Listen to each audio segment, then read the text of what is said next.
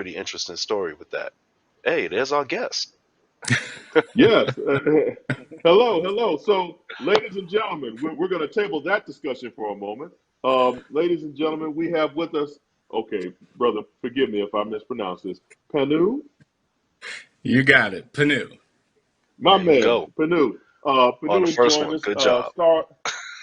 Hey, you know what? A brother has been known to butcher some names, so I appreciate the fact that I appreciate the fact I got it right the first time. So, uh, Panou, welcome. First of all, welcome to Grumpy Old Nerds. I am Uncle John. This is Uncle Percy and Uncle Rod. I guess you're Uncle Panou now. There's some fairness, and and we appreciate you being here. So, Panou, first of all, we are super excited that you'll be joining us for the Urban Nerd Con, July Oh, 29th through thanks. the I'm looking 31st. forward to it. That's what's In up. Montgomery, Alabama. Yeah, absolutely. Yeah, definitely. So, Canute, for those out there who may not know your resume, can you just kind of break down for us where we would have seen you before? Um, wow. I've been at it for quite a Yeah. long time. Right. Okay. I've done everything sort of in the sci-fi world. I've been lucky enough to be in Stargate, leading Hmm. an SG team. In Stargate Atlantis, I've been lucky enough to play a replicant called Cetus. I've been in Battlestar Galactica's Caprica. I've been in X-Men Wolverine. I've been one of the senior vampires in the series Blade. Hmm. And then on top of that, I've done tons of other shows that you've definitely seen. Yeah. Okay. Nice. Nice. Wow. Wow. I'm honored that you that you joined us today. So I asked this of all of our guests as a black man maneuvering in the sci-fi world in Hollywood. How is that? What was that journey like? Has it been difficult? Has it been because you know the old adage, you know, where the sci-fi or the horror movie where the brother gets killed first. Uh, Yep. Yeah. The old red shirt. what? Right, right, right. What have your difficulties been in maneuvering in that space, and have you how have you been able to break through with that? Well, I think as all actors, when you're starting out, you're sort of just accepting what they're giving you. Okay. And usually those are the small roles, the one-liners, the roles where you get killed first, So in the first 5 minutes, you're done. And as you move forward in your career, if you're lucky enough to have a career for years, then you can make some choices. And, thankfully, I've been blessed uh, in the fact that I've been doing this for over 20 years. And because I've been adamant about being a big sci fi geek myself, I've Hmm. wanted to be in those shows and I wouldn't accept the little ones or the little roles. I said, no, I want to be an important character in the show. I don't want to be the guy that walks onto the bridge for 5 seconds and then you just never see him again. Gotcha. Gotcha. So where are you? What do you have that? Well, pardon me. What do you have lined up for the future? What's going on with you going forward? Well, again, there's always things and possible things in the pipeline. Um, uh, I just finished some good stuff that should be coming out this fall. That unfortunately I can't talk about yet, but I'm A excited about. boo. I got this great thing. Can't tell you about it though. Right, it's gonna knock your socks off, and Yeah, it'll be the highest grossing film of the year. But shh, don't tell anybody. yeah, yeah. I get it. I get So it. have you also looked at do you write, do you produce, do you direct, do you are you putting yourself in a position where you can also take control of the roles that you have, like behind the camera? Definitely. One of my other passions besides acting is I'm also a stunt performer. So I do a lot of stunt stuff. Oh, And thankfully, that there's more black roles, there's more need for black stuntmen. Black stuff, man. So that's been another passion of mine on the side. And then, as well as that, I'm getting into the producing world. And as we know, when you're one of those producers, you call the shots, and that's the direction I'd like to go in.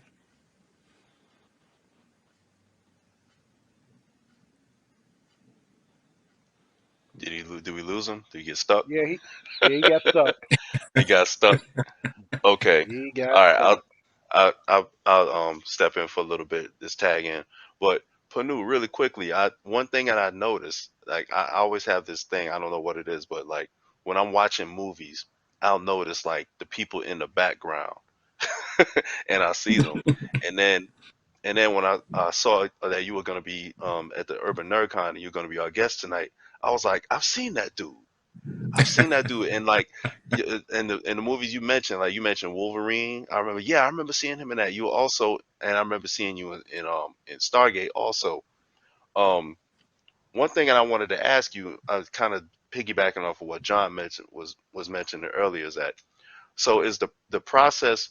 Can you like take me through the process really quickly of how you would end up landing that like those types of roles? Like, do you tell your agent, or if you have an agent, do you tell them, hey, I just want a whole lot of sci-fi stuff, or put sci-fi stuff at the top of the queue for me, like when you're looking for something? Like, how does that work? Well, again, once you get to a certain position in your career, because in the beginning, you can't just say, I'm not going to accept that if that role is sort of offered to you or they want you to come in for a role.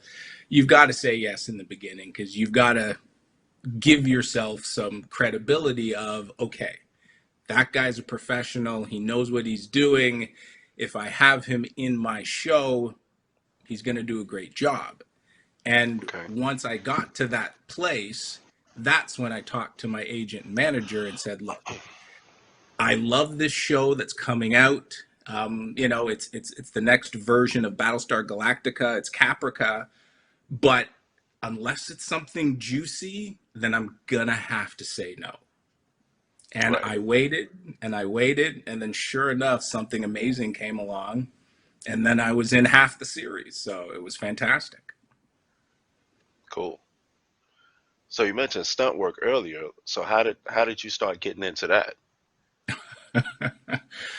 Well, when I started my career, there were no black stuntmen. So Okay. it was like if you didn't do your own stunts, they're gonna have to recast the part. Wow. So I Okay. said, you know what? I'm fit, I'm athletic. There's no reason why I can't learn this. And then through trial and error and working with different stunt coordinators and then taking stunt stuff on the side and learning, swordsmanship and martial arts and, working with special forces because I've done a couple army movies and in Right. those I've had to train with, either Green Berets or Navy SEALs and you just soak it in. And Right. then that opened the door to me doing stunts for other people. Okay. All right. So I knew that you had to do some kind of training because, like you mentioned before, when you was playing a part of somebody in the military, you had to kind of go out with them. Can you tell me like what some of the things were like? Some of those training things? It's as hard as everybody says it is.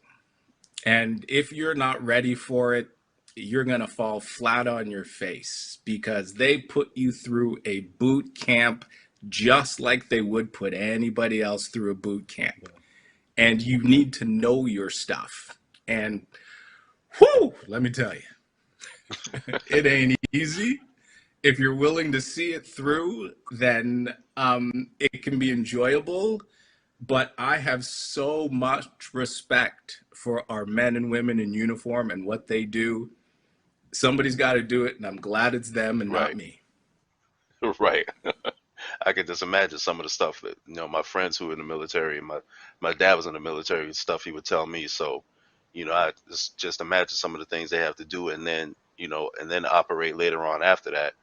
And they used to have a commercial that said, we do more before 9 a.m. Than most people do all day. And brother, let me tell you, they are correct. They They're are not joking. absolutely Right? correct. They're not Nope, joking. not at all. Not at all. But that's really good, man. That's really good. Is John back with us? Can you hear us, John? I believe so. I had a Okay. I had my iPad began an insurrection, and I Yeah. had to be mission. So now I think I'm okay.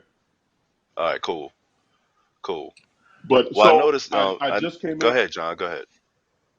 No, I was gonna say I came in during the stuntman conversation, and it's funny because you were saying that there were no black stuntmen. I was watching a Bill Cosby special on Showtime, and he was talking about the fact that there were a lack of black stuntmen. So when he was filming I Spy, a lot of that stuff he had to do himself, and I find it fascinating that that I heard you say that if there was no stuntman, that position had to be recast. I find that amazing, and that you just decided, you know what, I'm going to Yeah. learn If how there's to do nobody this to in order do it, to find my you got niche. to learn how to do it. Yeah.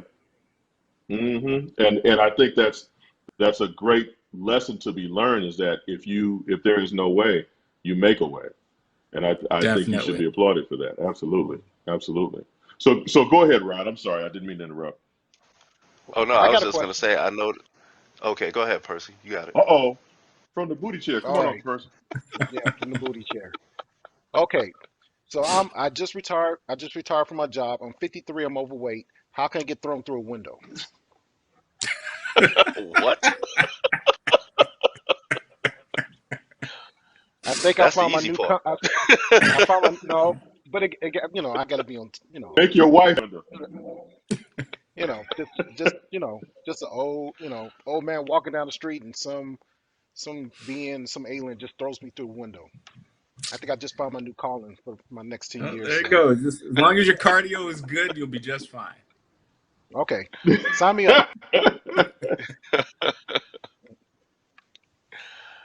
At Panou, I noticed a little bit of an accent. You sound like you're from north of the border, Canadian. Uh, Technically, yeah. This is where I grew up, but I also grew up in Detroit. Okay. Spent a lot of time in LA. Originally, I'm from Haiti. Okay. Ah, okay. So where are you now? Right now, I'm living in Vancouver, Canada. Okay, okay. So the motion picture industry in Canada, is it as booming as it is like here in Atlanta or out in LA? It is huge. It is a Hmm. force to be reckoned with. It matches LA hand for hand, and it's a little cheaper. Now I've always wondered about that. I I didn't remember it being like that maybe 20 years ago. So is this a recent phenomenon or did I just miss out? No, it's been like this for the last 15 years. Yeah, Everybody start. who's anybody has a studio Yeah, up here. Amazon, Okay. Apple, Sony, Disney, you name it. They all have studios up here. Okay. And you said it's cheaper to shoot up there or produce the whole show up there? Yeah, which is why a lot of shows that you see are actually done up here and they just ship the American actors up here to do some roles and then everything Right. else gets produced up here. yeah. Okay. All right, Yeah, because cool. I know a lot of the CW shows shoot up there as well.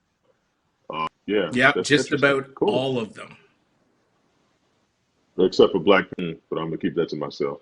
Okay, so they decided to shoot Black Panther in Atlanta. Okay, yeah, I got you, CW. That's why the whole CW universe is imploding. But that's my own personal opinion. So okay, so what can we expect from you in the near future? I know you've got some projects you say you can't say anything about, but is there anything that you can give us a bit on, and what's about to happen that's gonna, put you on everybody's lips, put the name Panou on Well, everybody's I'm lips? going to be a guest at the first Urban Con in Yes, sir. Yes, sir. Let's go. That's what I'm talking about. This man. Exactly. If nothing else, you know how to take a cue. I hate that. Look at that. Right. Urban There's a nerd lot kind of of things guest. happening that I'm looking forward to, and they'll all be coming out. And as soon as it does, I'll shout it out. So, which of the majority of roles that you've had, what did you geek out at the most? You said that you're a sci-fi nerd yourself. Which one were you like? I can't believe I'm actually on this show. Uh, for me, it actually was Stargate. The very first time I was on Stargate, because at that time, with the exception of sort of Star Trek, everybody was talking about Stargate. Yeah. Hmm. And everybody around the world knows Stargate. Yup. So Hmm. I just said to myself, I have got to get me on that show. Nice. Right. Nice. Yep. Excellent. Excellent. So, what Excellent. type of role do you really, really want to play, or what type of show would you like to see done? Uh, that's a tough one because the amount of good stuff that's starting to come out now, because they're not network TV, what's the word they don't have to be in that box of network TV where they're not allowed to do things or say things or have storylines go in different directions. So now you've got Right. like Apple coming out with amazing things and Amazon coming out with amazing things, and all of these shows that are winning all of these awards that were always done at other studios or network stuff. So there's just so much great creative content coming out. And the fact that some place like Atlanta is a huge place for everything movies and TV, we never would have saw that 20 years ago. So Hmm. there's Right. great things coming out for everybody from all places, and that's what excites me.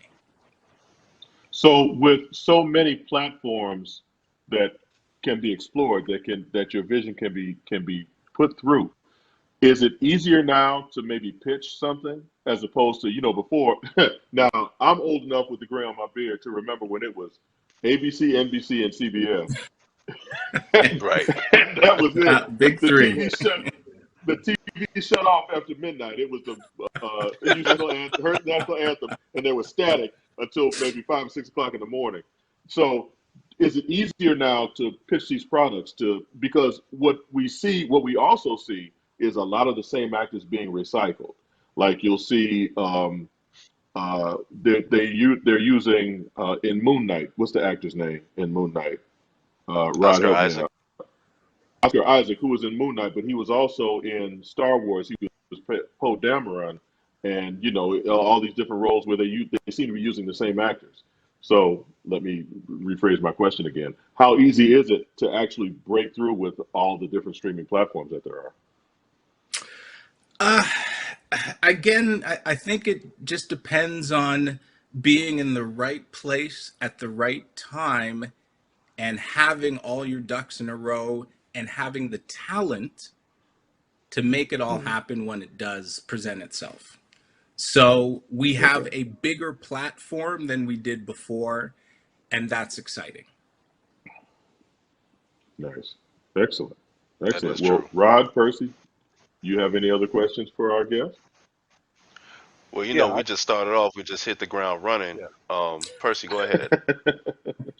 No, mine is a stupid question, but if Marvel or DC called you up right now, what superhero do you think you would ask to play?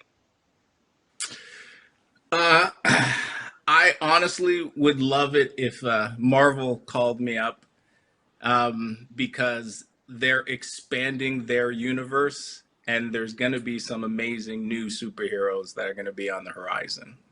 So I'm ready for that. Well, we got John. Excuse me. John's coming in as Luke Cage. So I guess you would come in as Yes, I was thinking sweet like Christmas. John. Yeah, I guess you have to come in as John Stewart. You have to be Green Lantern. Come in as John Stewart. Even I kind of see you like I could see you as a DC as Icon. I don't know if you guys see him as Icon. You see him as Icon? Absolutely. Yeah. Yeah. You know. I He had to wouldn't get Absolutely, and some say hopefully no. AKA Icon to Yeah, and hopefully Absolutely. Icon done the right way, because that's a right. whole nother discussion. Mm. Yeah, Go ahead, Hey Rod. now. Go ahead, Rod. Before I get on my soapbox. Yeah, buddy. You know it's coming.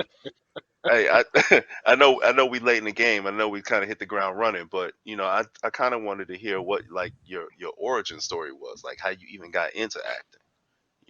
Like what led you down that road? What led me down that road is I was a bit of a loner growing up as a kid. I was always liked by everybody, but I liked to be on my own. And I would watch a lot of TV and movies, and that was my happy place. And I thought, if I'm happy when I'm watching TV and movies, maybe I could make people be happy for that certain time in their day when they've had a hard day, or work wasn't great or school wasn't great and they just need to get away, like I enjoy getting away. And I thought, that's what I want to do. I want to help people get away. Nice, nice. So did you actually go to a formal program for theater? I did. I went to a formal program in Windsor, Canada, and in Detroit, Michigan. Okay, So it was a dual program, and I studied my butt off, and then I hit the Hmm. ground running in Toronto, and then I hit the ground running in LA, and then eventually ended up in Vancouver, and I haven't looked back. nice. So, what One thing I always role wanted. Well, go ahead, would you? John. Go ahead. Oh, I'm sorry. What role would you Not. consider to be your big break? Uh, I think the role that was my big break was a role I did on a Nickelodeon show, and it was a sci-fi role Oh, called wow. "I Was a Sixth Grade Alien," and I Yeah. played a That's the show. bodyguard to a sixth grade alien that came from a planet called Heavy Heavy, and through that I just got so much notoriety and I got seen by so many Hmm. people, and they're sort of like, I like that guy, let's see what we can do with him. And then boom, it just exploded. Okay. Look, Go ahead, Rod. I knew I'd seen you on a Nickelodeon show. That's the shows. I was a sixth grade alien. Yep. Yeah. Okay. One thing I always wanted to know was that in a theater program, do they give you like lessons on how to do other accents or dialects? Do you have dialect coaches like during those classes? Or is that only after you're out of the program you have to go hire one? It's usually after the program because the amount of coaching that's involved and the amount of learning to speak differently, it's a whole other world, But once you get it, you get it. I wish they taught it more in school, but it's just too big of a monster to sort of tackle in the time Right. frame. Hmm. Okay. So what's the Nice. hardest one you've had to do? Um, the hardest one I've had to do was a Boston accent. Really? Yeah. That's hard Yeah, for Bostonians. yeah, yeah. That one knocked me on my feet. Wow, yeah. Wow. Boston accent. Okay. Well, you know what? My first inclination was to try an accent for you, but I'll spare us all and not do that. But Panou, Appreciate we it. we sincerely appreciate you being here, sir. Thank you so very much. Um, you are more than welcome to hang out with us and just as we just tear stuff down and talk about talk about this culture that we talk about. Um, but we can move forward now. Thank you so very much, brother. It's been a Happy pleasure. Haitian Flag Day. Thank you very much, guys. Pleasure to be here with you.